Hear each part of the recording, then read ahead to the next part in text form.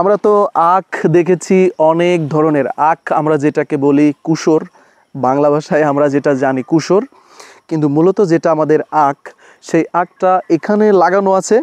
তবে আখগুলা যে এত সুন্দর এত সুন্দর, আর আমরা যে সাধারণত যে আখগুলো খেয়ে থাকি সেই আখগুলা থেকে এই আখগুলা কিন্তু আসলে ব্যতিক্রম, একদম টোটালি কিন্তু লাল এবং এক মুঠের মতো।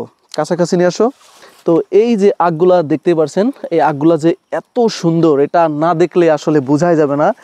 এটা দেখতে যদি এত সুন্দর হয়, তা না হলে আল্লাহর সৃষ্টির এই আখ খেতে না কত সুন্দর মিষ্টি লাগবে, সেটা আসলে তুলনাহীন, এটা তুলনা দিতে পারবো না।